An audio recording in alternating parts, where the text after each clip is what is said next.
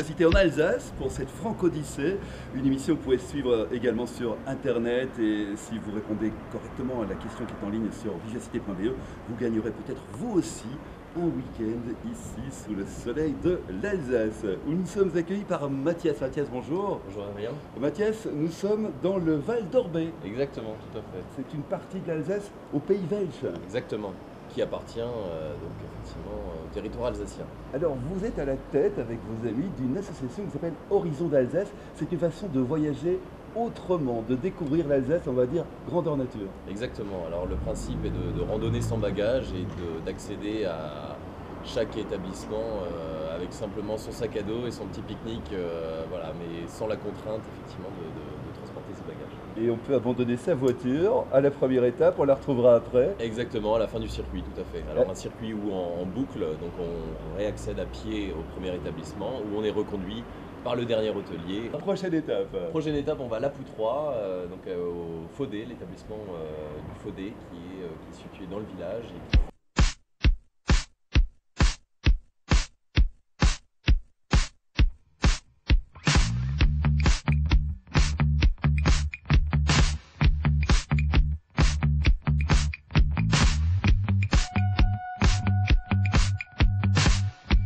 En entier, urmen et Odjodeuil, nos petits gens, ils n'ont mis si pressés qu'Odjodeuil. Ils perdent le temps de se vivre et Dieu plus grand que le ventre, ils avaient les yeux et ils s'accommodaient de ce qu'ils avaient profité. Ok, avec et la traduction donc de ceci, hein, qui est urmen et Odjodeuil, hier et aujourd'hui. Nos petits gens, ils n'ont mis si pressés qu'aujourd'hui, nos grands-parents n'étaient pas si pressés qu'aujourd'hui. Ils prenaient le temps de vivre et de se parler. Mo bies epnei rueno te baum, mag jaminak tabewash. Quand par les vieux boesch tombis sont dévestis de leurs ébis.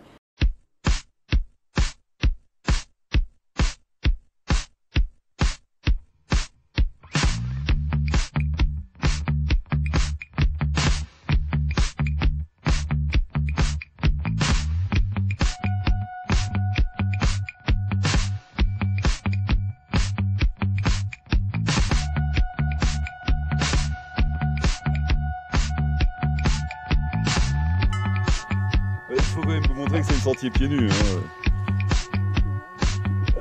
Faut devoir des boucliers pour pouvoir les mettre absolument comme ça. Oui, mais je suis très fier de mes pieds. Couleur glaciale qui s'élance. La forêt soudain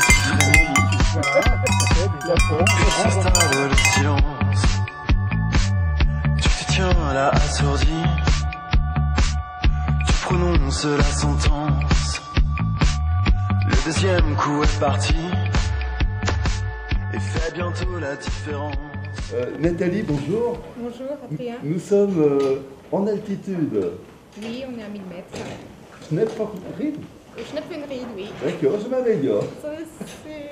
oui. La ferme auberge du grand être, le grand être qui est juste en face de nous. Oui. Nous sommes à Schnepfenried avec Jean-Mathieu. Bonjour Jean-Mathieu. Bonjour Adrien. Vous êtes fromager, éleveur, restaurateur. C'est quoi votre métier? C'est difficile à décrire. Montagnard. Montagnard. Un coup de feu, puis de mon corps qui frissonne.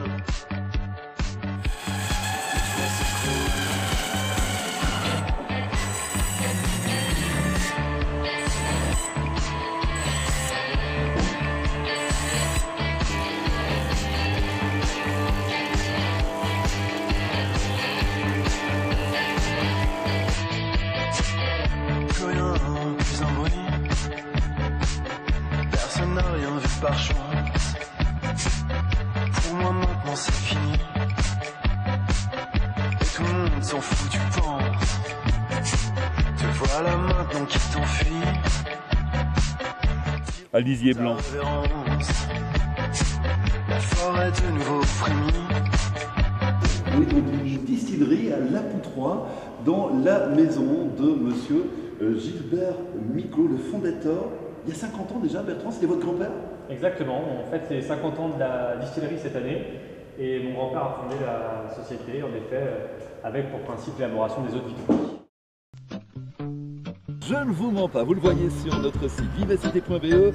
Nous sommes en Alsace cet après-midi et jusqu'à 17 h et nous posons notre micro pendant quelques instants dans le village de Gunsbach. C'est comme ça qu'on prononce? Gunsbach. Nicole, votre petit Gunsbach. village à côté de Montmasser. À côté de Münster.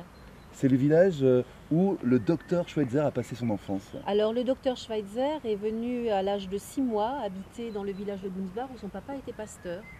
Et c'est là effectivement qu'il a vécu, c'est de là qu'il est parti à Lambaréné. Au Gabon, on fêtera le 100e anniversaire du départ d'Albert Schweitzer en mars l'année prochaine.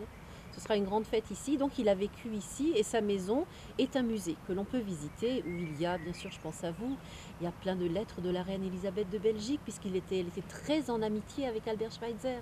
Regardez-la sous la main comme ça, on vous la rendra en sortant.